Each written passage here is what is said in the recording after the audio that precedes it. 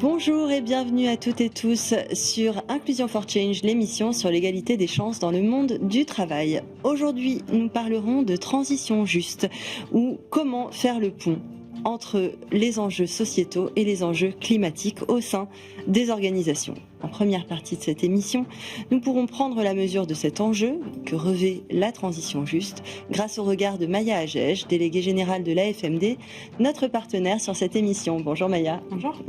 Et ensuite, vous découvrirez un reportage que nous avons tourné lors de l'inauguration de la série Semaine pour une entreprise responsable et inclusive qui était co-organisée en octobre 2025 par l'AFMD et le MEDEF. Et enfin, nous débattrons en plateau avec nos deux invités, Caroline Renoux, CEO et fondatrice de Burdeo, et Nicolas Audemont, membre du projet Genre et Changement Climatique chez l'association Climates.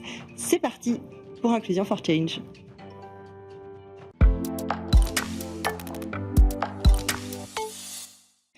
Nous nous retrouvons donc pour la chronique de Maya Agege, l'œil de la FMD. D'abord Maya, qu'est-ce que la transition juste ? Alors, Judith, la transition juste se définit comme l'ensemble des mesures permettant d'assurer que la transition écologique bénéficie à l'ensemble de la population, travailleurs et citoyens, de manière équitable et socialement juste. L'idée de transition juste, elle trouve ses origines dans les luttes syndicales des années 70 aux États-Unis, et plus particulièrement, c'est le syndicat des travailleurs du pétrole, de la chimie et de l'énergie atomique qui revendiquait, à l'époque, la création d'un fonds de soutien des travailleurs mis au chômage en raison de l'impact environnemental dans leur secteur d'activité. Le concept a ensuite fait son chemin, et puis en 2010, il a ressurgi, mais pas vraiment que ressurgi, mais il a été pris en main en réalité par l'OIT, l'Organisation internationale du travail, qui a fait un travail de définition de 2010 à 2015 de ce qu'ils appellent les principes directeurs pour une transition juste vers des économies et des sociétés écologiquement durables pour tous. À l'intérieur de ces principes, vous verrez, il y a des facteurs de la transition et il y a surtout 9 grands domaines d'action pour aborder la durabilité sous les angles de l'économie, de l'environnement et du social. Ok, et donc aujourd'hui, à ce stade, comment ça se décline et quels sont les défis de la transition juste ? Oui, en fait, aujourd'hui, ce qui nous intéresse et ce qui, moi, m'intéressera dans le débat, c'est l'imbrication entre les enjeux que suppose le concept de la transition juste. Si on se dit que la transition écologique ne doit pas se faire aux dépens des enjeux sociaux, concrètement, c'est pas si simple de faire ce lien. Je viens de le dire, là, ça fait 10 ans que l'OIT s'est emparé du sujet et a posé des principes, mais pour autant, il n'y a pas de responsable de la transition juste dans les entreprises, ni qu'elles soient publiques ou privées, et hormis peut-être dans quelques associations. Et je me dis, on a quand même vu des évolutions de postes. Avant, on parlait de responsable développement durable, et puis petit à petit, de temps en temps, on voit plutôt des postes comme, je vais vous les citer parce que je les ai regardés sur LinkedIn, transition durable. On a aussi évidemment des responsables RSE, et on peut quand même supposer que toutes ces personnes, elles ont intégré dans leur feuille de route le sujet de l'équité, mais je pense qu'il manque en réalité, pour atteindre cette aspiration d'une mutation écologique juste, il manque le décloisonnement des services, tout simplement. Il manque une pensée plus globale, il manque quelque chose de plus systémique. Et moi, je pense que la construction de stratégies ou de plans d'action, qu'ils soient diversité ou RSE, devrait se faire en concomitance, certes, mais surtout en synergie les uns avec les autres.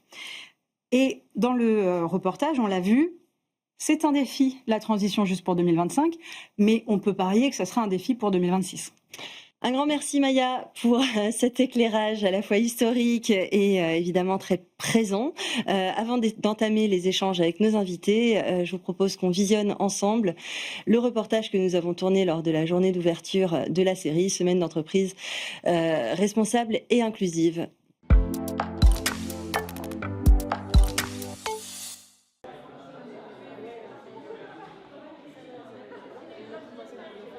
On est dans la 6e semaine de l'entreprise responsable et inclusive. Et depuis quelque temps, on parle surtout de la transition juste. Et cette semaine, elle rappelle ça. Elle rappelle que on fait société tous ensemble. Il y a une véritable attente à l'égard de l'entreprise. Je voudrais vous féliciter, si je peux me permettre, pour votre engagement. Il est urgent, important que chacun des acteurs, les entreprises ici, se mobilisent pour plus d'inclusion et plus d'engagement pour la transition écologique. Créer un environnement inclusif, où chacun se sent accepté tel qu'il est. Une transition juste, c'est une transition qui sert à la fois de boussole et de levier pour à la fois repenser nos activités, nos modes de production, mais c'est surtout veiller à ce que tout le monde soit embarqué, ne laisser personne de côté. On ne pourra pas faire de transition environnementale sans justice sociale. L'entreprise, dans ce contexte-là, elle incarne finalement beaucoup de stabilité, que c'est elle qui a la puissance de frappe, avec les compétences, avec la force financière, de venir résoudre très très vite, peut-être beaucoup plus vite que d'autres acteurs, les crises qui s'enchaînent. Alors effectivement, ça fait plusieurs mois maintenant qu'il y a du backlash. Pour nous, ça demande de renouveler nos efforts, notre motivation, de pouvoir convaincre et de rappeler les enjeux. La diversité, l'inclusion, c'est le ciment de la cohésion sociale, et sans ciment de cohésion sociale, il ne peut pas y avoir non plus de performance économique. L'entreprise qui s'engage est plus performante que celle qui ne s'engage pas, avec cette vision qui a été souvent rappelée que l'entreprise sera engagée ou ne sera pas. On voit aujourd'hui qu'on est, même en France, dans un climat d'incertitude très important. Par contre, ce qui est clair, c'est que l'entreprise, c'est aussi un vrai rempart contre l'incertitude. Du coup, quelle piste on peut imaginer? Et vous allez passer et rebondir ensuite sur ce qui a été mis par les autres. On se laisse une petite demi-heure pour faire ça, 10 minutes par question. Et ensuite, on verra, on consolidera pour voir ce qui émerge de tout ça. Moi, je travaille pour la Convention des entreprises pour le climat, qui est une association d'intérêt général qui s'est lancée il y a 4 ans autour des enjeux de transition écologique au sein des entreprises pour réussir à faire en sorte que toutes ces entreprises basculent vers des modèles régénératifs et moins extractifs que ce qu'on connaît aujourd'hui. Sur la façon dont les entreprises se saisissent et des questions sociales et des questions environnementales, là, je pense que pour le moment, on est quand même dans un champ encore à explorer. Il y a aujourd'hui des leviers d'action pour les entreprises pour prendre ces sujets-là à bras-le-corps, chacune là où elles sont, avec l'effet qu'elles pourront avoir à leur échelle, mais on sait aussi que ces échelles s'additionnant, qu'on va réussir à un moment donné à impulser des transformations plus importantes. L'enjeu, c'est que les entreprises réussissent à proposer des dispositifs et qu'elles arriment ce projet écologique à un projet social. On a besoin de diversifier grandement les acteurs qui vont vouloir porter ce sujet-là dans l'entreprise. Donc je pense que ça, c'est un enjeu fort, c'est démultiplier les endroits et les espaces où on en parle, et les sujets dont on se parle, et repartir des questions de travail des collaborateurs. Nous sommes de retour sur le plateau d'Inclusion for Change pour décrypter notre sujet du jour, à savoir la transition juste, ou comment faire le pont entre les enjeux climatiques et les enjeux sociétaux au sein des organisations. Pour en parler, nous sommes ravis d'accueillir Caroline Renoux, qui est CEO et fondatrice de Birdeo, un cabinet de conseil, ainsi que de Nicolas Audemont, qui est membre du projet Genre et Changement Climatique chez Climates. Merci à vous deux d'être présents et bonjour à vous. Merci, bonjour. Caroline Renoux, je commence par vous. Pourquoi la transition juste se trouve-t-elle au cœur du débat sur la durabilité et quels en sont les enjeux? Sinon, on risque de tomber ou retomber dans ce qu'on appelle la fin du mois ou la fin du monde, ou une boboisation de ces sujets. Donc c'est vraiment important que tout le monde puisse être inclus dans cette transition écologique.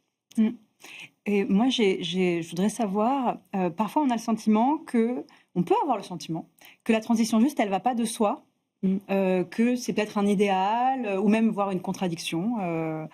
Est-ce que dans les projets que vous avez, peut-être d'abord Nicolas et puis après vous, Caroline, est-ce que vous pouvez nous parler, je sais qu'il y a un projet dont vient de parler Judith, qu'est-ce qu'il y a à l'intérieur? Qu'est-ce que ça veut dire concrètement, cette transition juste? L'idée justement de ce projet Genre et Changement Climatique au sein de l'association Climate, ça a été justement de repartir de certains fondamentaux qui étaient d'une part les justement enjeux climatiques d'atténuation et d'adaptation au changement climatique qui ont été énoncés depuis la COP21 et qui ont maintenant bien maturé, mais en se rendant compte sur le terrain grâce à des notamment l'une de nos fondatrices, qu'en fin de compte, en termes d'adaptation au changement climatique, là je vais en parler juste très rapidement, il y a des déclinaisons très concrètes qui vont affecter plus particulièrement certaines strates de la population, en particulier les femmes. Et donc, un exemple très concret, et peut-être qu'on pourra l'aborder après, mais c'est par exemple l'approvisionnement en eau potable qui est dans nos régions occidentales assez sécurisé, mais effectivement dans d'autres régions c'est un véritable enjeu, et dans certaines régions ce sont les femmes au pluriel qui ont justement cette charge, et cette dimension climatique va justement renforcer cette vulnérabilité. C'est ça que notre projet voulait justement essayer de sensibiliser les jeunes, mais aussi les moins jeunes. Est-ce que justement, vous pouvez nous parler concrètement de la manière dont ça se décline, ces programmes à l'intérieur des pays au sein desquels vous êtes présents ? Différences ou... Effectivement, là, quand on parle d'adaptation au changement climatique, on pourrait y parler effectivement des heures, parce que chaque région du monde aura ses particularités en termes de modification de l'environnement, etc. Nous, on a un projet qui a vocation justement à rendre ça concret pour, en tout cas, les jeunes Français. Donc, on va utiliser des exemples qui parlent effectivement aux Français métropolitains. On ne va pas parler des territoires d'outre-mer, etc. Mais effectivement, le but, c'est aussi de relayer aussi la parole de certains de nos partenaires, par exemple au Népal, etc., avec qui on est en contact et qui, eux, justement, ont une façon de traiter les enjeux de genre qui est un peu différente, parce qu'il y a des éléments aussi de sécurisation, de violence liées au genre qui sont un peu différentes. Ça ne veut pas dire qu'ici, on a réglé tous ces problèmes-là, mais les dimensions sont regardées d'une autre focale. Et nous, le but, c'est vraiment de pouvoir vulgariser en fin de compte ce qui est fait sur le terrain, mais surtout des travaux de recherche qui sont peu réalisés en France, malheureusement. Comment est-ce que la transition juste, qui est défendue par la COP, par l'OIT, par l'ONU, peut inspirer les stratégies RSE et diversité et inclusion au sein des entreprises ? Alors, je pense que ça peut se faire dans les deux sens, parce que je crois aussi que les gouvernements peuvent s'inspirer aussi beaucoup de ce qui se fait dans les entreprises. Et d'ailleurs, c'est assez amusant parce que dans la diversité qu'on a le droit de mesurer en entreprise, il y a l'âge et il y a est-ce que ce sont des hommes, est-ce que ce sont des femmes. Moi, ce que j'ai constaté, puisqu'on a un cabinet de recrutement et on place des freelances et des gens en CDI, uniquement sur des sujets de transition écologique et sociétale. On a 70% de femmes qui sont placées et 10% des gens ont plus de 55 ans. Donc rien qu'en fait, le fait de parler de transition, naturellement, il y a quand même plus de femmes qui se mettent dessus, parce que comme vous l'avez dit, monsieur, elles sont beaucoup plus touchées. Et en France aussi, parce que leur salaire est plus faible, parce que souvent elles sont plus souvent seules avec des enfants, donc l'accès au logement est plus difficile, la nourriture est plus chère, un logement qui est mal configuré, on paye plus cher aussi son énergie.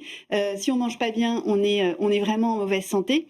Et c'est là-dessus, pour revenir à votre question, que les entreprises peuvent agir, c'est proposer des services qui permettent aux gens de mieux se loger et de pouvoir manger d'une façon saine de pouvoir manger d'une façon saine avec des produits locaux. Nicolas Audemont, je vous pose plus ou moins la même question, à laquelle j'ajoute quand même la question de pourquoi est-ce que c'est si compliqué à mettre en place en fait. Justement, la conjonction de différents, ce qu'on appelle nous dans notre association cercle de domination, c'est aussi des termes qu'on a repris et qu'on s'est inspiré d'autres sociologues et activistes, surtout sur les thématiques d'inclusion et de racisme, etc., de colonialisme. Justement, nous, ce qu'on montre dans notre outil qu'on a essayé de développer, qui s'appelle la fresque de l'écoféminisme, c'est de montrer justement qu'en fait, ce problème de changement climatique, cet enjeu est à la base de différents cercles qui sont, si ce n'est millénaires, en tout cas pour le patriarcat, pour le colonialisme, en tout cas centenaire.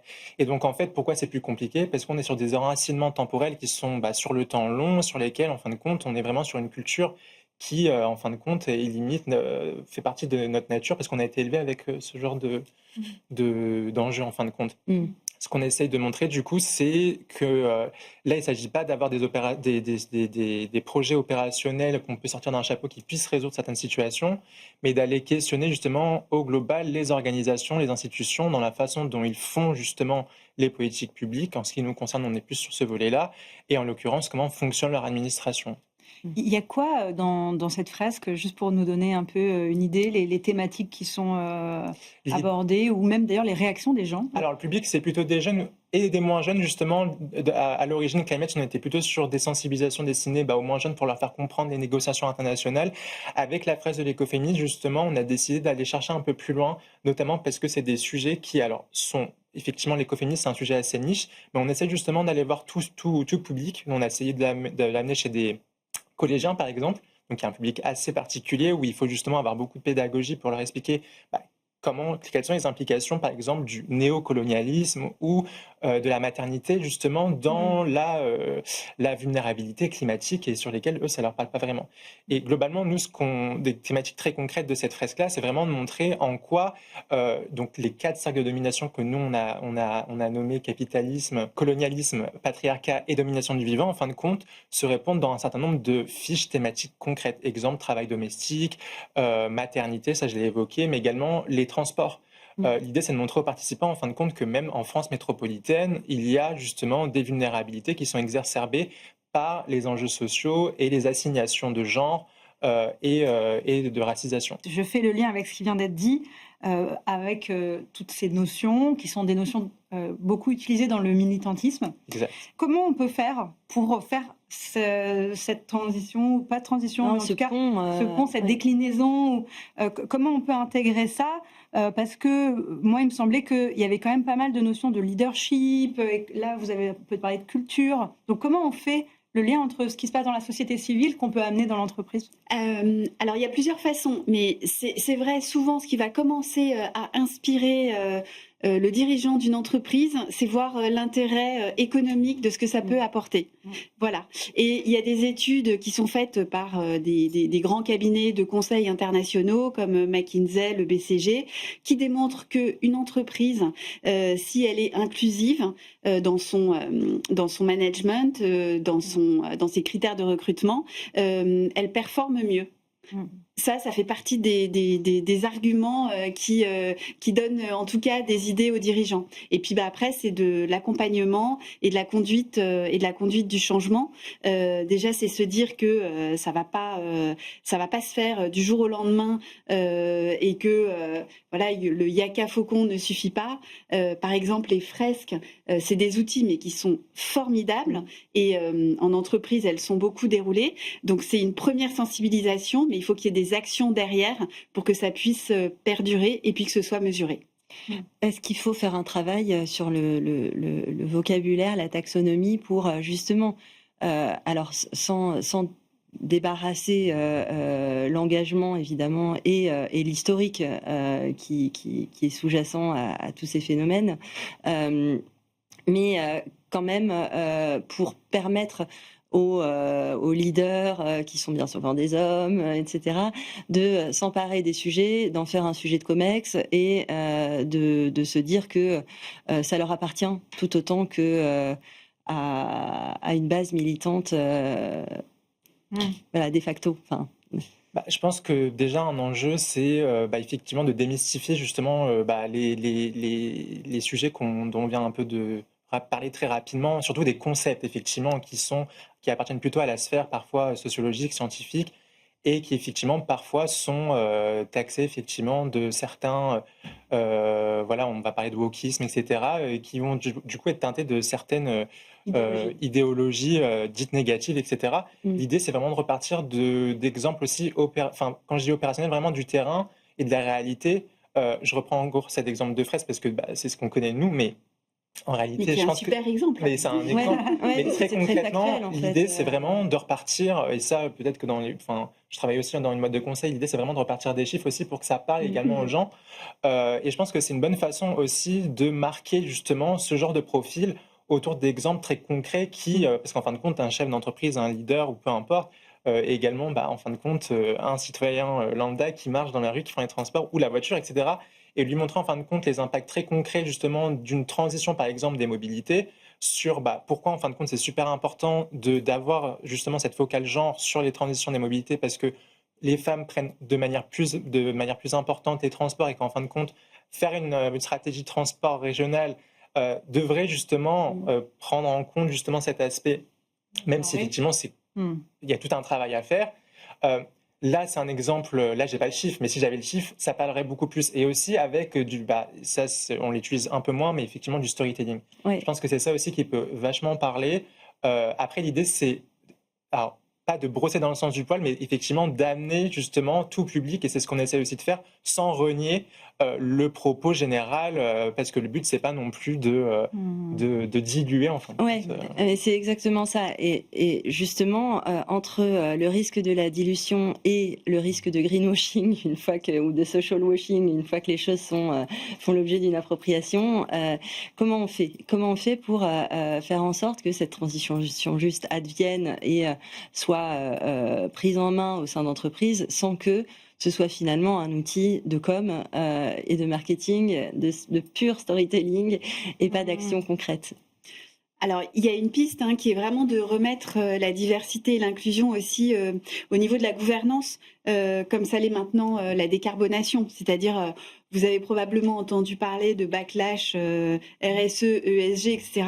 Il y a un sujet qui reste, c'est la décarbonation, parce que c'est au niveau de la gouvernance de l'entreprise que ça se passe, parce qu'on sait mesurer le carbone, parce qu'on rend des comptes dessus. La diversité, l'inclusion, la justice sociale, ça peut être remis aussi au niveau de la gouvernance. Ça veut dire aussi dans les incentives des patrons. Parce que pourquoi ils décarbonent les patrons? Aussi parce qu'à la fin de l'année, quand on va calculer leur bonus, on va regarder l'EBITDA, donc le chiffre classique financier, et la décarbonation. S'il y a aussi, alors évidemment, il faut prendre les bonnes mesures et il ne faut pas que ce soit du greenwashing, mais ça permet quand même de mesurer et d'inciter. Justement. Alors, j'allais dire justement comment est-ce qu'on mesure, mais peut-être que d'abord vous voulez répondre, Nicolas, à cette question. Pour moi, il y a différents leviers complémentaires. Ce que je voulais peut-être aussi ajouter, c'est que à titre personnel et aussi collectif, ce qu'on défend, c'est qu'il y a différentes mesures et en partie, pas nécessairement la coercition, mais ça doit également venir du pouvoir institutionnel, étatique, mais pas que. En fin de compte, pour justement à la fois entraîner les entreprises, les leaders d'entreprises, mais également les citoyens, il faut qu'il y ait justement une prise de conscience qui soit accompagnée, mais sur lesquelles, en fin de compte, il y ait justement des obligations, comme on l'a fait pour la parité dans certaines organisations, en particulier dans les cercles politiques. Et ça a des effets, notamment aux États-Unis, quand ils font des campagnes justement de discrimination positive. Ça, en France, on est encore très frileux de le faire, et c'est là-dessus, je pense qu'il faudrait aussi jouer. Justement, comment est-ce qu'on mesure l'efficacité de ces actions de manière très concrète? Est-ce que vous avez, vous, des préconisations, des indicateurs, des points, des KPIs? Alors, de notre côté, nous, je trouve que c'est un sujet assez exploratoire. Par exemple, pour une petite anecdote, on a été justement consulté par la mairie de Paris, justement, enfin la ville de Paris, qui essaye justement de réfléchir sur l'intégration des enjeux de genre dans leur politique publique. Ils ont déjà fait un budget sensible au genre, mais qui est plutôt en lien avec les inégalités.